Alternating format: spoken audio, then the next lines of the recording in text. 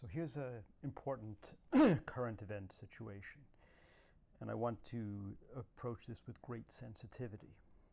The question is, how might a Freudian analyst help people deal with the current Israel-Iran war and conflict? So let's speculate here.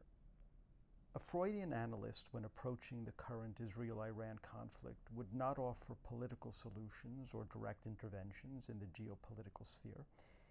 Instead, their focus would be on the psychological underpinnings of the conflict, both in individuals affected by it and, speculatively, in the collective unconscious of the nations involved. They would aim to shed light on the often unconscious drives, defense mechanisms, and historical traumas that fuel such intense and protracted animosity. Here's how they might speculate and attempt to help. 1. Addressing individual psychological impact, trauma and repetition compulsion.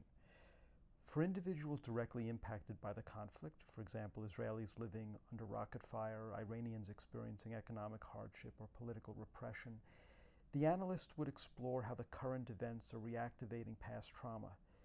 This could include individual experiences of violence or loss, but also transgenerational trauma related to historical persecution.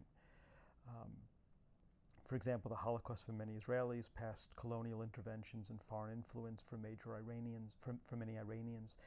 Freud's concept of repetition compulsion suggests that people unconsciously reenact painful past experiences in an attempt to master them, even if it leads to further suffering. The therapist would help individuals recognize these patterns to break free from their grip. Anxiety and defense mechanism. The constant threat and uncertainty of conflict would naturally induce high levels of anxiety. The analyst would observe and interpret the defense mechanisms individuals employ to cope. Denial, minimizing the danger or dismissing the reality of the threat. Projection, attributing one's own aggressive impulses or fears onto the enemy.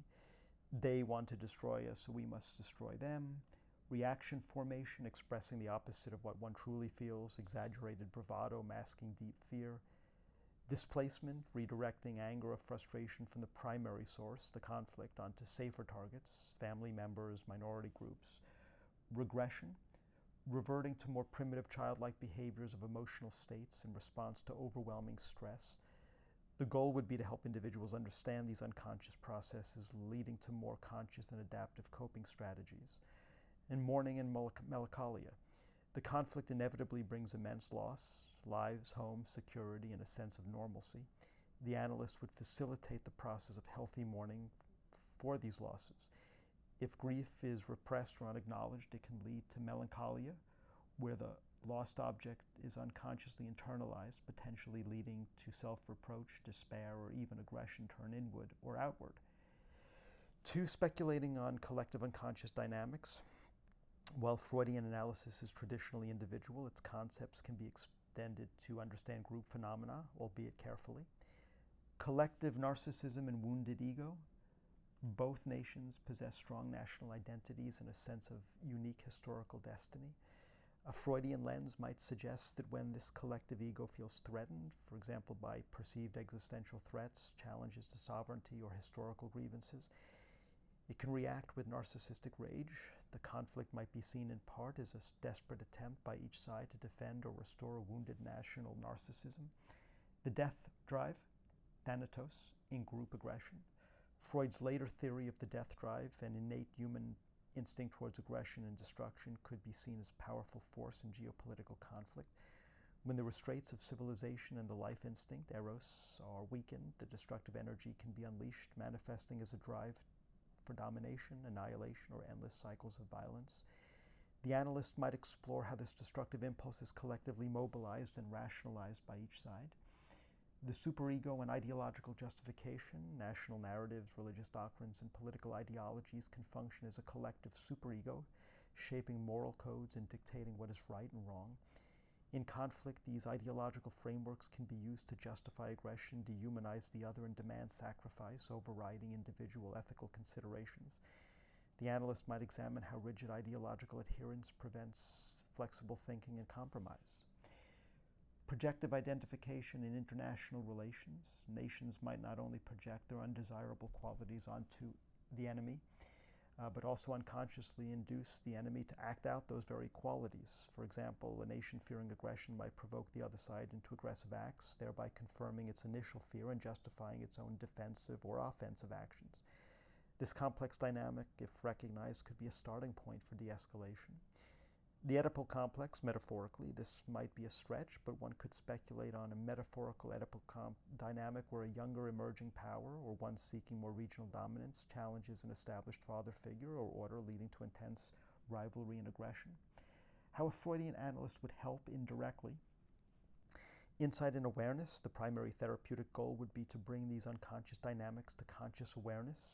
By understanding why they react with such intensity, individuals and potentially policymakers, if they were open to such analysis, could gain greater agency over their responses.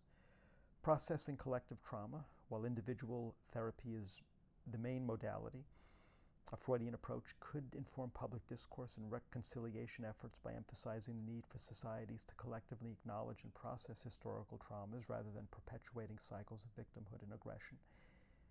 Challenging splitting by exposing the defense mechanism of splitting, seeing one's own side as all good and the enemy as all bad. The analysts would encourage a more nuanced and integrated view of humanity, recognizing shared vulnerabilities and common ground. Sublimation of drives. If destructive impulses can be acknowledged, they can potentially be sublimated into more constructive forms of competition, economic, technological, cultural, rather than military conflict. Ultimately, a Freudian analyst would highlight that the Israel-Iran conflict, like many others, is not simply a rational strategic game, but is deeply intertwined with powerful, often unconscious psychological forces that manifest in collective behavior and individual suffering. The therapeutic work would be about illumination and integration, aiming for a shift from unconscious compulsion to conscious choice, however difficult that may be in such a volatile geopolitical landscape. So I just want to, again, reinforce the idea that this is purely speculative and can only touch at the complex underpinnings that are involved in the current conflict. Many issues are untouched, unacknowledged, or involved in the current situation, and this is not in any way to minimize in the current situation and the complexities and the human tragedy and suffering that is going on. And it's looking at purely from a psychoanalytical perspective and not perhaps a broader perspective and reasons and whys and wherefores. So I hope you found this interesting and curiosity. Like to know your comments. Please comment below and I will speak to you next time.